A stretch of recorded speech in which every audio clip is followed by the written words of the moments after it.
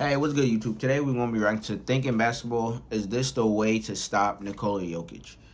But let's get into a reaction. Embiid, he's going to be talking about, a battle of Embiid titans in Philadelphia, and Joel Embiid outplayed Nikola Jokic to propel the red-hot 76ers to their 7th victory. Dropped 47 and 18, but bro. The most intriguing part of this game to me was a tactical adjustment that actually took Embiid off of Jokic. Okay. Here's one of the first plays of the game, with Philadelphia missing a jumper, and that springs Denver and Jamal Murray in transition. Hey, Murray look at Embiid. He's too slow to get back, man. Whips it inside to Jokic for an easy layup. But the key part of this play takes place back on the other end. As Tobias Harris's shot goes up, watch Embiid battle Jokic for the rebound. And when the ball is tipped, Joker just takes off, completely leaving Embiid in the dust. So Anthony Melton's forced to match up with him. Then a mismatch. PJ Tucker sees this and tries to come over and switch, but he's a little too eager playing the pass, and it turns into an easy layup. Later in the first, off another missed shot, Jokic just saunters into the front court and drops a perfect dime to a cutting Bones Highland. And this was part of a typical Jokic sequence where he's up at the top of the key, diming up teammates who are cutting into an open paint.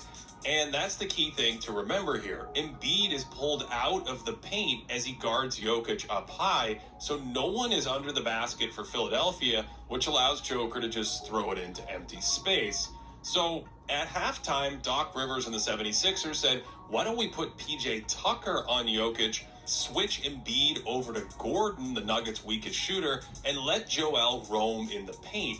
So on this screening action, there's an extra body for the 76ers just standing there, clogging up their lanes.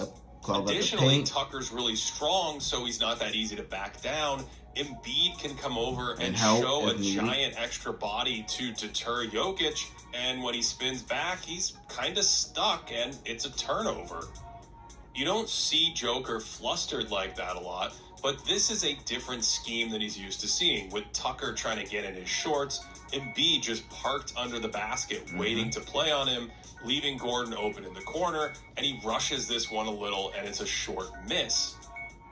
Denver also likes to vacate that paint so Gordon can look for post-ups against smaller players, here sealing Anthony Melton and drawing a foul. And the Nuggets had a big first half, running their offense and attacking in transition. And this isn't an easy thing to guard. Here's a typical set where Jokic gets it at the top, and again, when you're worried about Gordon, multiple defenders go with him on that paint cut. All of a sudden, that leaves Jamal Murray wide open in a total breakdown, and it's 3 more on the board. A 73-point half was punctuated by this brilliant play where Jokic looks like he's going to set a screen, feels Embiid's a little too high, and just slips right to the basket. Murray flips it to him, and Jokic can pay it forward to Gordon. Again, Embiid is pulled way up high here, so when Jokic gets free, there's no resistance in the paint. Facts. But in the second half, the pieces are moved around a little, so Jokic breaks free of PJ Tucker in the backcourt, and when he lobs it to Gordon, Embiid's there to break it up perfectly, and this happens because Jokic is expecting Embiid to come out to meet him, but Embiid is playing the lob, sits on it, and can use that height to break it up.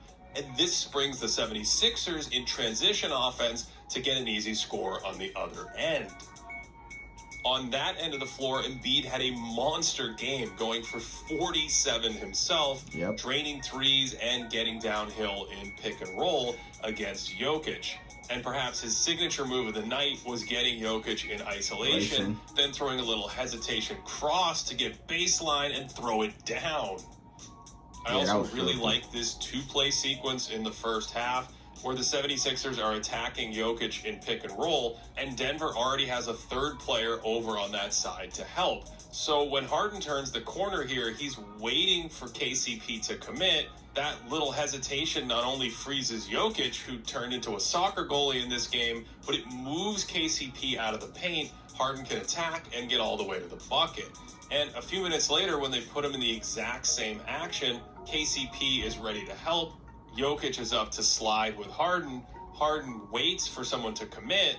And right here, the Nuggets have this defended perfectly. Except Jokic and KCP go back to Embiid, Jeff Green forgets about the cutting George Niang, and Harden finally sees it, and it's another layup. So, in addition to his usual scoring presence in this game, Embiid created offense for Philadelphia with his gravity, and they successfully attacked Jokic in these kinds of actions for most of the game. But still, it was this defensive scheme with Tucker on Jokic that caught my eye. You see how deliberate this is, where Embiid is yelling for PJ to stay on Joker instead of matching up with another center, and Tucker gambled on this one, and Joker actually got a decent look. But for the most part, Tucker really held his own, and I thought Embiid just spying Jokic in the second half really threw off his rhythm and his comfort, and there's no open paint for the cutters to get into. This one is another turnover after Tucker gets his hands on the ball. Jokic has historically great touch on his little floater as he comes down the lane. So to me, this play really epitomized how much Embiid's roaming really bothered him, because he catches this one, and when Embiid comes over, looks like he adjusts it just a little, and it pops out off the back rim.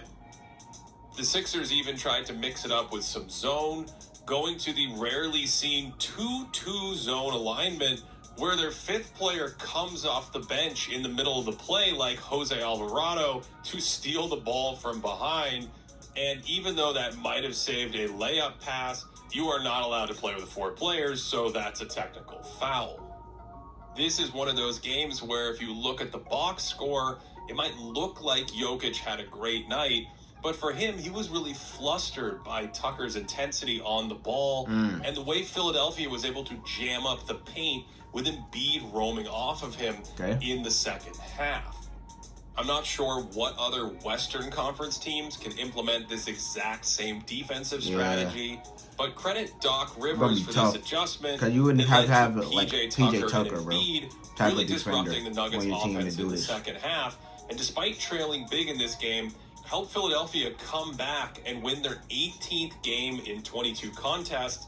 And after giving up 73 points in the first half, this strategy held Denver and Nikola Jokic to just 46 points after halftime. Damn. We have additional content this season on our new channel, More. Damn. Great breakdown by Thinking Basketball. Always fire videos from them, man. Dissecting defenses and offenses.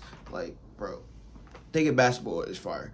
Thinking Basketball is fire. They always dissecting shit, bro, and fucking dissecting basketball games and players in general. So, another great video from Thinking Basketball. But you know, like, comment, subscribe. Just anything else you want to interact to down below in the comments. But check out the next one.